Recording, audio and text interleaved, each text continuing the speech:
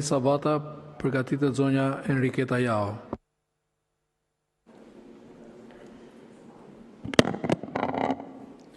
Zoti kryetari i Kuvendit, të nderuar kolegë, të nderuar qytetarë të qarkut Dibër, në javët e fundit, partnerët evropian kanë folur qartë për Shqipërinë, shqetësimi i tyre nuk lidhet me stabilitetin formal, por me klimën e sundimit të ligjit, me presionin ndaj institucioneve të drejtësisë dhe me mesazhet politike që relativizojnë luftën kundër korrupsionit.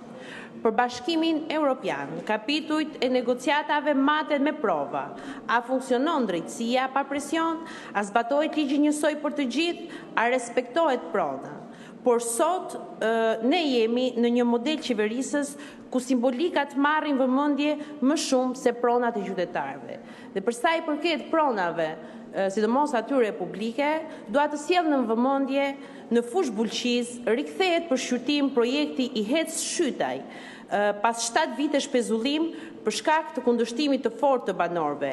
Argumenti i pushtetit vendor është zhvillimi energjetik, kundërshtimi i qytetarëve është po aq i fortë, cënimi i burimeve ujore, përvaditje, heqje nga fondi pyjor kullosor dhe rrezik për ekonominë lokale.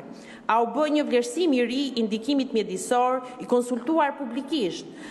A u garantua që interesi publik është më i madh se interesi privat? Nëse jo, atëherë ne nuk kemi zhvillim, kemi vendimarrje të njëanshme, madje e dyshuar edhe në konflikt interesi me anëtarët e Këshillit Bashkiak Bulqiz.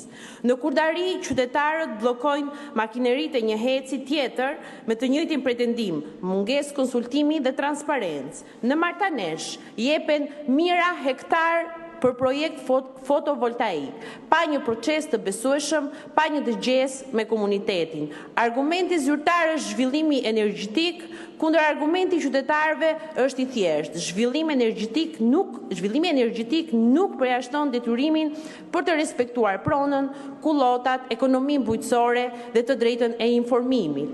Askush nuk është kundër energjisë së rinovueshme, por energjia e rinovueshme nuk mund të rinovojë mungesën e demokracisë vendimarrëse.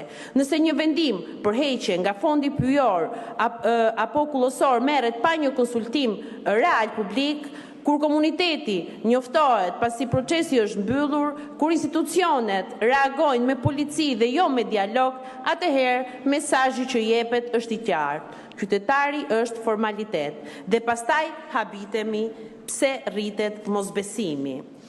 Besimi nuk ndërtohet duke deklaruar se antikorrupsioni është më i rrezikshëm se korrupsioni, sepse delegjitimon çdo hetim përpara se të përfundojë, sepse krijon klimë të papërshtatshme tek prokurorët dhe gjyqtarët. Mesazhi që marrin është se nëse hetojnë lart, do të etiketohen si destabilizues. Dhe e fundit i jep argumentin partnerëve evropian dhe ndërkombëtar se problemi nuk është thjesht korrupsioni, por mungesa e vullnetit për ta përballuar atë.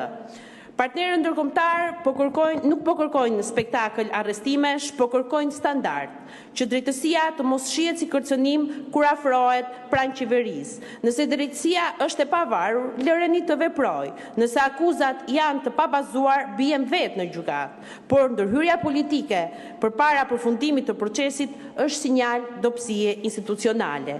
Banorët e fush bulqizës, të Kurdarisë, të Martaneshit nuk po bëjnë teori kushtetuese, ata po bëjnë një pyetje shumë konkrete. A ka vlerë zëri ynë përpara se të firmoset një vendim? Nëse përgjigja është po, atëherë le ta provojmë me transparencë të plotë, me dokumenta publike, me dëgjesa reale. Nëse përgjigja është jo, atëherë mos flasim për standarde europiane, sepse integrimi europian është provë e përditshme e barazisë para ligjit. Dhe politika serioze fillon pikërisht aty, ku pushteti pranon kontrollin, kur drejtësia nuk etiketohet si rrezik dhe kur zhvillimi nuk imponohet mbi kurrizin e qytetarëve, por në funksion të tyre. Faleminderit.